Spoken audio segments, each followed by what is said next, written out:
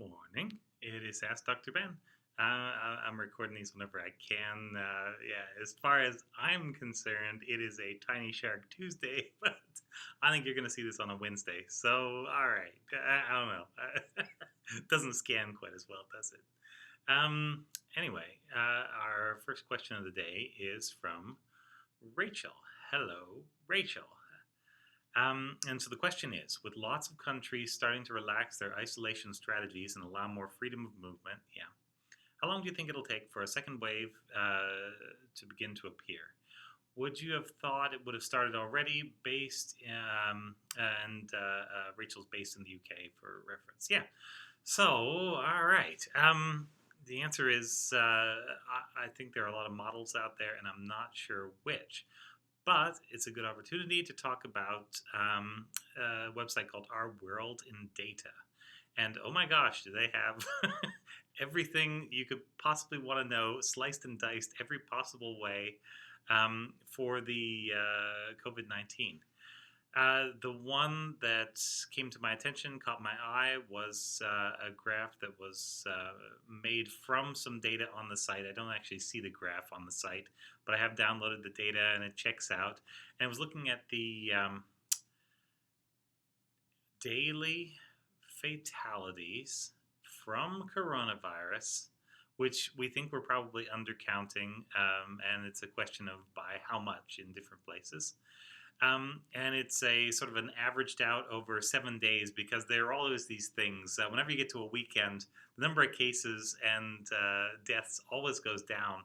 But that's just because some people are, need a little bit of shelter from the nonstop work and coronavirus. And so, yeah, some of those numbers just don't get reported at the weekend, and they come in on Monday, and so it's like this, and then it goes down the weekend, and it goes up like that the Monday, and then it's back to normal. And so the way you smooth that out is you take a 7 day average, which looks at an entire week's worth of data, and puts a point right in the middle, which gets you pretty close to around where it would have been every day. Anyway, that's a long way. That's a long way to go for this.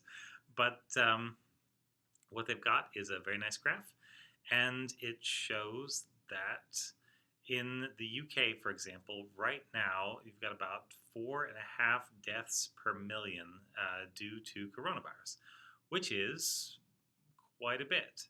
Um, US is right there. We're at 3 point something. Sweden are doing terribly. They're number two behind the UK over the last week. I think this was based on yesterday's data, so these might have adjusted by a little bit since then. And you've got a couple of smaller places, islands like Sao Tome, that are having real spikes. But this is just because it's a very small place, and any number of deaths moves the data by a lot. But so the one that worries me right now. So I'm wondering whether we will actually properly get off this first wave, because right now we've got a couple of countries that are really coming up fast. So Brazil has passed the US in some respects. It doesn't have more daily cases yet, but the rate of growth is faster, if I remember correctly. And it looks like a matter of 2-3 days at most before, Brazil is the new number one. So, yeah, whatever the opposite of congratulations are, that's terrible. And Peru's got a big problem. Russia seems to have slowed things down a little bit. They're not doing quite as badly as they were. And places like the US and the UK do seem to be coming down. But the question is, if we live in a world where the virus seems to be growing pretty much out of control, not really being stopped, in some places, can other places resist this? Because to some extent, trade is open and has always been open and kind of has to be open, or else you get worse problems in the world where things just fall apart. And with trade, I mean, goods don't move themselves, and so there is some degree of movement of people along with that. And it's hard to see a way where, until Google gets their self-flying airplanes up and running, which I don't ever see happening, I don't know, in the short term anyway, I am just not sure what to do about it. So, yeah.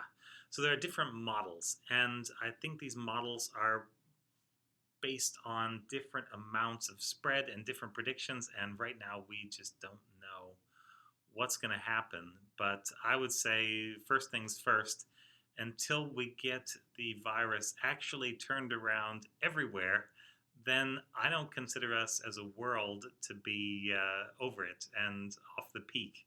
The numbers are pretty high, pretty much plateaued if you take the entire world numbers, and they are coming down on average because in most places the virus is coming down, but this is going to start showing up, and yeah, Brazil's going to be leading the way on this, and I'm really not sure what we can do about it. So, in a sense, the second peak has started already, and it seems to be driven by Brazil. And we will see how that translates to other countries around that in South America and all of the trading partners of Brazil. Because yeah, it's slowing down some places, but really not in others. So thank you very much. This has been Ask Dr. Ben, and I don't know, at some point, we're going to bring some good news, right? It's coming. It's going to be coming. Thanks very much.